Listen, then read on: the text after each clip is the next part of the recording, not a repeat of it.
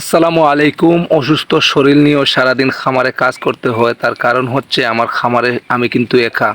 আমাকে হেল্প করার মতো আর কেউ নেই, মানে পুরুষ মানুষ কেউ নেই আমাকে হেল্প করার মতো।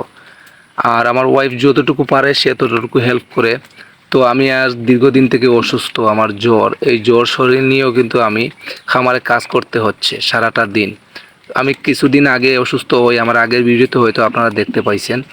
তো আমি আজকে খেয়াল করে দেখলাম আমার গাভীটার প্রচণ্ড মানে শরীরে ময়লা লেগে আছে। তার কারণ হচ্ছে আমি অনেক দিন ধরে এই গাভীটাকে গোসল করাইনি, আমি অসুস্থ তাই গরুকে ঠিকমতো দেখাশোনা করতে পারিনি। গরুটা একটু রোগা পাতলাও হয়ে গেছে। তো আজকে এই অসুস্থ শরীর নিয়ে গাভী এবং বাছুরকে ভালো করে গোসল করিয়ে দিলাম।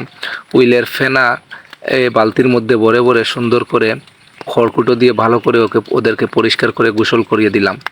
দেখলাম প্রচণ্ড ময়লা শরীর, আর গরুর শরীরে যদি ময়লা থাকে তাহলে নানান ধরনের রোগবালাই আসে এবং মশা মাছি কিন্তু আক্রমণ বেশি করে এই ময়লার কারণে।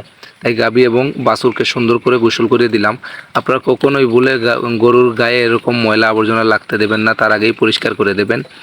গাভীকে পরিষ্কার করার পর বাছুর পরিষ্কার করার পর গাভীকে একটু ঘাস খেতে দিলাম যাতে ও তাড়াতাড়ি শুকিয়ে যায়। তো একটু রোদ এবং মেঘের খেলা চলছে এখানে। তো পাশাপাশি আরেকটা কাজ করলাম, আমার গাভীর যে চোটগুলো আছে ওইগুলোও পরিষ্কার করলাম। সুন্দর করে ওইগুলা ঘষে মেজে পরিষ্কার করে ওগুলাকে রোদের মধ্যে দিলাম যাতে তাড়াতাড়ি ওইগুলা শুকিয়ে যায়, কারণ আকাশে মেঘের আনাগোনা আছে, এই রোদ এই বৃষ্টি এরকম অবস্থা। তারপর আমি বালতি ভরে ভরে পুকুর থেকে পানি আনলাম এবং এনে আমার গোয়ালঘর পরিষ্কার করলাম। বালতি ভরে পরিষ্কার করার কারণ হচ্ছে আমার যে আছে পাম্প আছে, ওই পাম্পের পাইপটা এত দূর আসে না, এটা আমার বাড়ির পিছনে। তাই আমাকে বালতি ভরে ভরেই কিন্তু এটা পরিষ্কার করতে হয়, আর বালতি ভরে ভরে পরিষ্কার করা খুবই কষ্ট। আর আমি অসুস্থ শরীর নিয়ে সেরকম শক্তি পাচ্ছিলাম না, প্রচণ্ড কষ্টও হচ্ছে, কিন্তু তারপরেও কাজ থেমে নেই, কাজ করতেই আছি। কারণ হচ্ছে ভাই, বসে থাকলে হবে না, নিজের জিনিস যদি নষ্ট হয় নিজেরই কষ্ট হবে।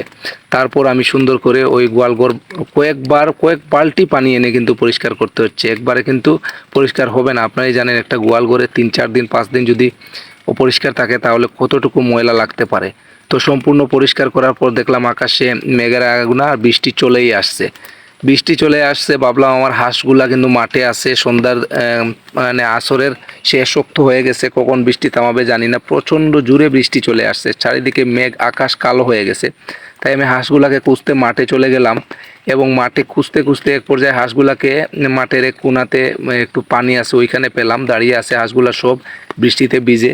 তো আমি হাঁসগুলাকে তাড়া করলাম। এই হাঁসগুলার একটা ভালো দিক হচ্ছে ওইগুলাকে একটা তাড়া করলেই ওইগুলা সোজা কিন্তু তাদের ঘরে চলে আসে, তাদের মানে আমার খামারে চলে আসে। তারা ডান বা বাম কোনো দিকে তাকায় না, এক দৌড়ে কিন্তু খামারে চলে আসে। এই দেখেন তারা কিন্তু খুব স্পিডে দৌড় দিচ্ছে, ডানে বামে কোথাও চাচ্ছে না, তারা শুধু সোজা গিয়ে খামারে ঢুকে পড়েছে। তো আপনারা আমার ভিডিওগুলো যদি দেখেন ভালো লাগে আপনারা একটা লাইক করবেন, আর চ্যানেলে যদি আপনি নতুন হন সাবস্ক্রাইব করবেন। আশা করি আরও ভালো ভালো ভিডিও আপনাদের উপহার দেব।